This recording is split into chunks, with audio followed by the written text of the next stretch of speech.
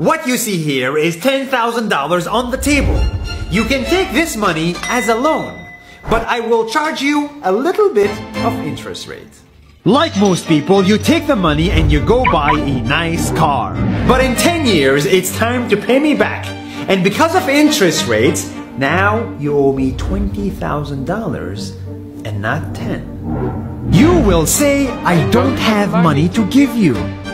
And if you don't, I take your car and a piece of your house. Damn. This is how debt works. And after 3 years of traveling the world, I noticed that this is exactly what China is doing. For example, take the small island nation of Sri Lanka. This developing country needs money and China has a lot of it. So Sri Lanka took billions of dollars in Chinese loans. It was easy money just there to be taken. And with that, they built skyscrapers, highways, airports, and shipping ports. The country grew and prospered. But few years later, this easy money came with interest rates, and Sri Lanka was so much in debt that it couldn't pay back China its money. And the only way out was to give China control of what they had built. In other words, Sri Lanka lost a piece of its home to China because of debt. This is the Chinese money trap. And it's a real thing I saw all over the world. In Papua New Guinea, I saw $2 billion in loans given by the Chinese to build skyscrapers, infrastructures, and ports.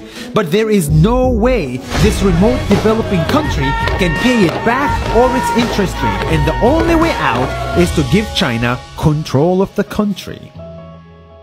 In the Maldives, Pakistan, Malaysia, Laos, Kazakhstan, Mongolia, Egypt, Kenya, and South Africa,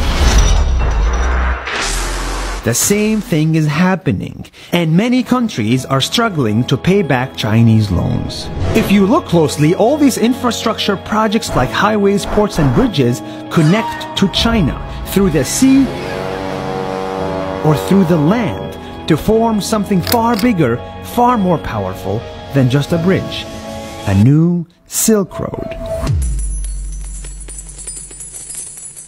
The world is already made by China, and I think slowly it will be owned by China.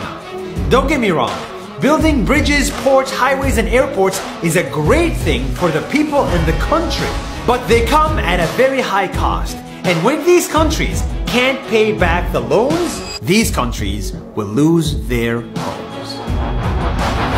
One thing my parents had taught me is that there's no such thing as a free lunch or a free ride. So if we're not careful with our money or other people's money, then we better start learning Chinese. Xia Qiu Qian.